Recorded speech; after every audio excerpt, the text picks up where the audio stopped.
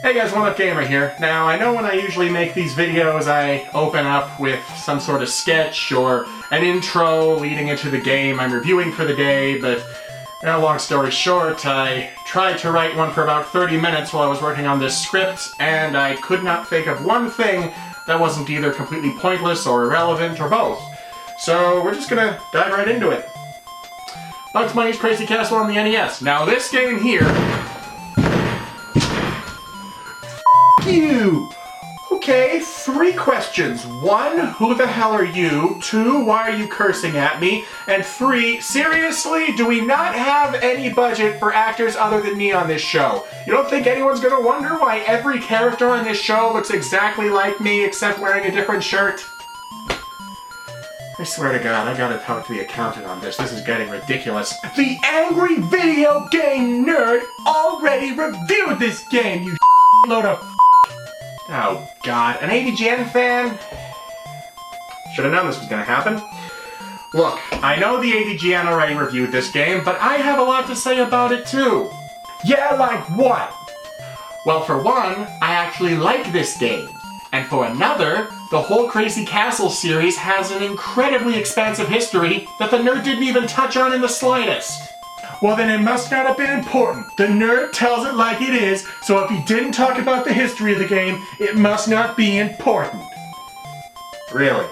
So, one of the biggest instances of license and sprite swapping and rebranding for international markets in gaming history is not important? What? I thought you'd say that. Bugs Bunny's Crazy Castle on the NES. History... Go! Well, for starters, Bugs Bunny's Crazy Castle wasn't supposed to be a Bugs Bunny game at all. Released in 1989 for Japan's Famicom Disk System, a game based off the film Who Framed Roger Rabbit was released by Kemco. It was an action puzzle game where Roger went through levels of increasing difficulty collecting hearts in order to progress. But when Kemco went to release the game in North America, they hit a little bit of a snag. You see, Kemco only owned the rights to release a Roger Rabbit game in Japan. The American rights had already been sold off to Rareware, who developed their own completely different Roger Rabbit game and released it under the now infamous LJN Toys label. This is, of course, the universally hated Who Framed Roger Rabbit on the NES. But I have enough to say about that stinker to warrant its own video, so we'll get on that later. But the Angry Video Game Nerd... Are you going to bring up the nerd every time I talk about the game he's done? Yes. Oh! That'll just shut him up for a bit. You shot me in the damn knee! Ah, you'll live. Anyway, in order to get their game into international markets, Kemco decided to buy a completely different license and simply alter the game's assets accordingly.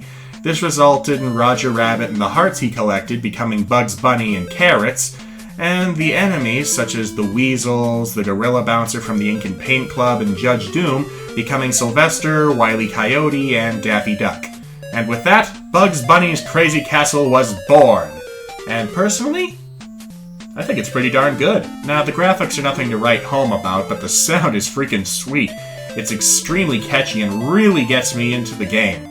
Probably a bit more than it should at times. Now, on the topic of gameplay, there seems to be something that a lot of people miss when I hear them talk about the Crazy Castle games. Remember earlier I called Japan's Roger Rabbit game an action puzzle game? Well, that's just it.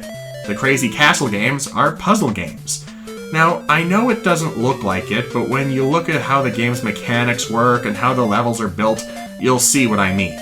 First, let's discuss the enemy logic and how to avoid them. Sylvesters can go absolutely anywhere. This includes following you through doors. Yosemite Sam and Daffy can go up and down the staircases, but cannot go through doors.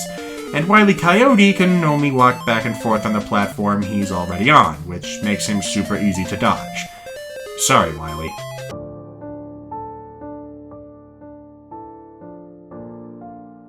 Now this is where the puzzle elements start to come in. There are 2 primary ways of dispatching enemies. One is to simply avoid them by using knowledge of their logic, like going through a door at the same time as a Sylvester. You'll get mixed up in there and both emerge unharmed. The second way, and the more direct method, is collecting weapons like a boxing glove or dropping a trap on their head. However, enemies are often blocking these weapons and traps, and they are only good for a single use. All these things add layers of strategy to the game. You have to find what is the best route to get all the carrots, as well as get the weapons to attack enemies if they corner you. And while you're doing this, you have to keep an eye on the enemies around you so you can predict what they might do and act accordingly to either get them out of your way or completely escape from them. This is in direct contrast to most reviews I've seen, saying the deaths in the game are cheap.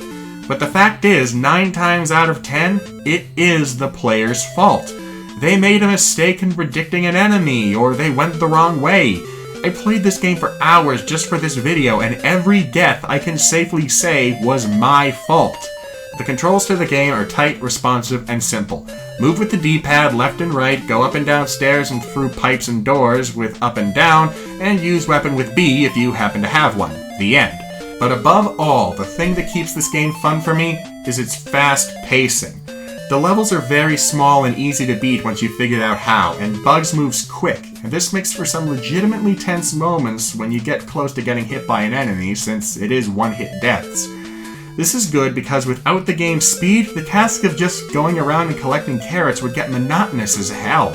But with this design, you're in another level faster than it can become monotonous. The bottom line, would I recommend Crazy Castle? Yes! It's simple, it's fun, and if you can find a copy, I definitely recommend you pick it up. Now, jumping back into the series history, let's move on to the Game Boy version of Crazy Castle. What? You mean it wasn't just a part of the NES game? No, it isn't, my stereotypical friend, because much like the NES version, this game originally had nothing to do with the Bugs Bunny series whatsoever.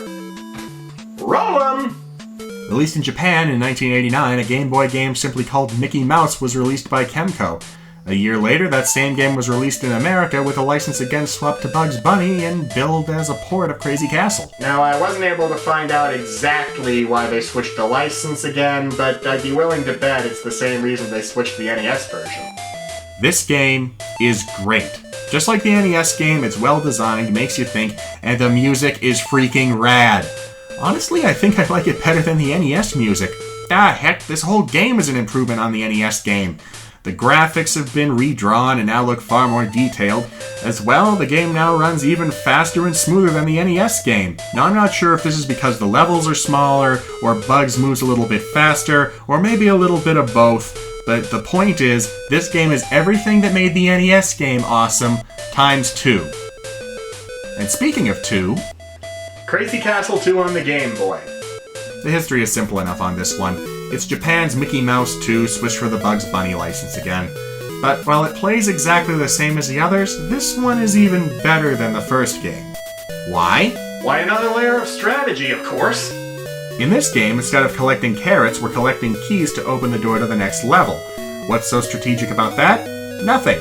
But what is strategic is that when you leave a room, enemies will be frozen for a few moments. This can give you just enough time to get out of their path or land a much-needed hit with a collected weapon if you happen to have one. This game has also removed the traps from the previous games, but also added a few small things like climbing across ropes that let you drop into different parts of the levels as long as you're over them, new power-ups like a screen-clearing lightning bolt, and tweaked the enemy AI a little bit so now almost all enemies can chase you everywhere. That is except for Tweety and what I think is supposed to be Gossamer, who can only walk back and forth on their platforms, much like Wile E. Coyote in the first games. Sorry, guys. There's just so many layers here, it's like a great cake. A strong base, well-crafted layers, sweet frosting, and chocolate, and... Oh, yeah. Oh, yeah. What? I'm not on a diet. Quit judging me. Next game. Crazy Castle 3 on the Game Boy. Let me guess. Mickey Mouse 3? You know, you'd think, but this game is actually a different series entirely. Although Mickey does have a place in its history, and this is actually where the history and license swapping of this series really gets interesting, so roll 'em! You see, Mickey Mouse 3 wasn't a Game Boy game like the first two. It was released for the Famicom and featured Mickey throwing balloons at enemies to save Minnie from her nightmares. In America, however, the game was made to star a brand new character named Kid Clown in his premiere game, Kid Clown in Nightmare World. And yes, it's pronounced Nightmare, because, the main villain of the game is called Nightmare, and he has a alternate world, but yeah, forget it, it's a pun. But 2 years later, Kid Clown was redesigned and appeared in a new series called Crazy Chase, a puzzle game called The Bombing Isles, and a Game Boy game called Soriki Kid Go Go Kid, which I guarantee I pronounced wrong, but it literally translates to Let's Go Kid Go Go Kid, which was altered to be Crazy Castle 3. To recap, that's a series of 2 games that were altered to make a completely different series whose third installment had nothing to do with it but spawned a new character that's later games became the next installment of that same series. And that's not the end of the license swapping, because Mickey Mouse 4 and the Magic Labyrinth returned to the Game Boy and was released as the real Ghostbusters in America and Garfield Labyrinth in Europe.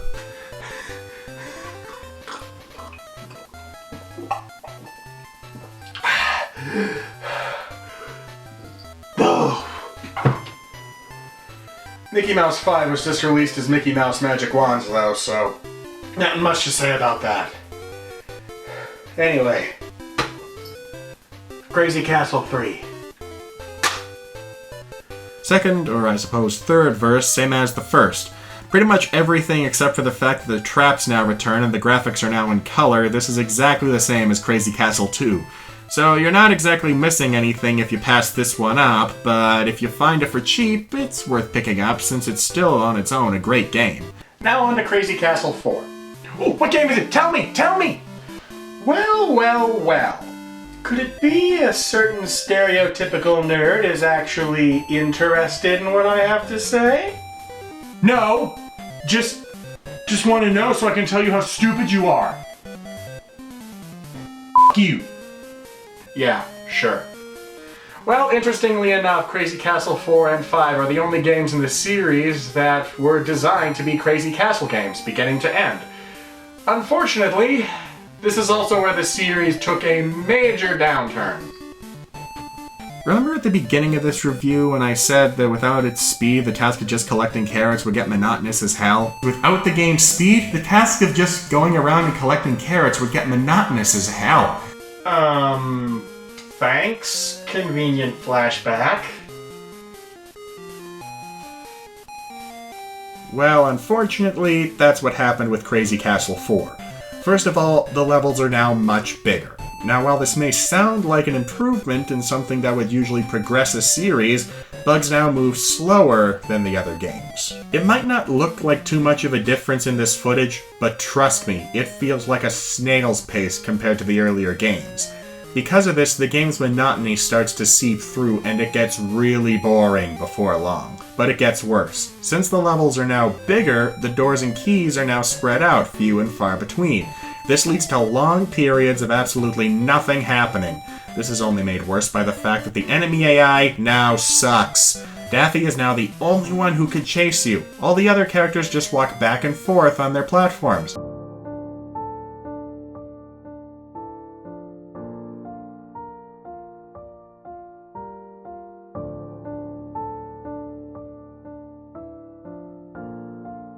But Daffy isn't in many levels. In the first 5 levels of this game, I saw him twice. This, on top of the fact that there are barely any enemies in the level at all, and the ones that are there are spread so far apart that it makes them absolutely no threat. Heck, the only time I actually got hit by an enemy in this playthrough you're watching is when I fell on top of them because I couldn't see underneath me. But even if the enemies were a threat, not to worry, because you now have a health bar. You can take 3 hits, and if you find a carrot in the level, it replenishes. This was a bad idea. Again, it sounds like something that would be a nice addition and a progression point for the game series. But stop to consider this. What was responsible for some of the most tense and interesting moments of the older Crazy Castle games? Barely escaping enemies who killed you in 1 hit. Now with this health bar in place, a huge part of what made Crazy Castle games fun is gone, and makes the next to no threat enemies even less of a threat. Crazy Castle 4. It's boring, not well designed, and best left a forgotten entry in the series. But is it the worst game in the series? No. Not by a long shot. That title belongs to the final entry in the Crazy Castle series. Woody Woodpecker in Crazy Castle 5. God give me strength. Before I even start talking about this game in depth, let me address the first thing everyone notices about this game. Woody Woodpecker has replaced Bugs Bunny. But it's not Crazy Castle if it's not Bugs Bunny. Why would they do this? Okay, first of all, personal space. Okay, thank you. And second, the reason they did it is actually pretty simple. They lost the rights to Bugs Bunny and they wanted to make another Crazy Castle game. So, they bought up the rights to Woody Woodpecker, who was cheap at the time, and made the game revolve around the new Woody Woodpecker show that was airing on television. Now, the elephant in the room is out of the way. Let's move on to the actual game. Let me just start by saying, I hate this game. I hate it. It took everything wrong with Crazy Castle 4 and multiplied it. The levels are even bigger. The keys and enemies are even further apart. Woody moves way slower than the last game, although he does have a run, but it barely helps. And there are even fewer enemies. And the ones that are there are complete idiots. Absolutely no enemies can chase you anymore. They can only walk back and forth on the platforms they're on. And there are almost no weapons you can get to get rid of them. In the first 5 levels, I only ever found one plunger gun. And with the levels being so oversimplified and boring in design, there are no ways to evade them, making them more of an obstruction and an annoyance than an enemy. Speaking of annoying, there are now pots that block your way that Woody has to break with his beak. Nice idea, but the extra animation that comes with that slows the game even more. On top of that, the pots are almost always empty, and the one time I did find something in one, it was a health replenish, which is completely useless since the enemies are either going to chain hits and kill you right away or not hit you at all. To try and end on a more positive note, the graphics are kinda nice, the pseudo 3D effect on Woody is pretty cool, and the music isn't half bad, though I personally prefer the solid tunes of the older games than this new stuff. Am I the only one who thinks it sounds a little muffled? Also, they did try and add a couple of interesting things to the game, like giving Woody the ability to change into a costume that can stun enemies after he finds a trapped fairy in a level. But nothing really works in this game's favor. It's slow, it's boring, and it's the worst entry in the Crazy Castle series by far. Well, there you go. All 5, or technically 6, I guess, Crazy Castle games covered in one video. Now, I've been told that there was a mobile phone game released in 2004, but I wasn't able to find a download or a video or heck, even so much as a screenshot of the game, so I'm gonna chalk that one up to an internet rumor or maybe someone being misinformed and give that the stamp of not existing. So, what do you think of that, my friend? Am I still copying the nerd? Well, you still reviewed a game that the nerd already did. Yes, I know I did, but lots of people review the same games. Heck, that's a big part of being in game reviews. I mean, game reviews aren't written in stone, they're opinion-based, they're completely arbitrary. Heck, that's the point of them. You're supposed to be able to see multiple opinions on the same games and get more information on it so you can decide whether or not the game is worth your time. Well, that and some reviewers out there are just entertaining to watch, but I digress. And sure, the nerd covered a game, but that doesn't make everybody else who covers the same game rip-offs. I mean, sure, copycats are out there, and heck, when I started this show years ago, I was a huge AV-Chan ripoff, and not a very good one at that. I'll be the first to admit that. But now I'm doing my own thing. I'm analyzing my games. I'm stating my opinion and sharing them with the world. I'm explaining them and talking about the game's deep history and what it means. And in the end, I'm having fun. And isn't that what making YouTube videos is all about?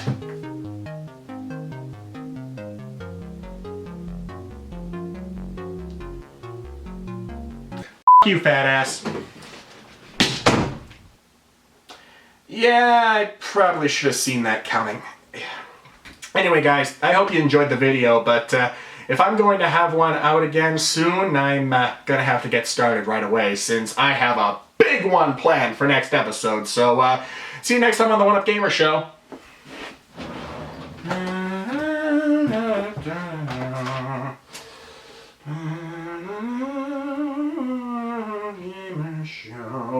Wait a minute. How did that guy get in my house?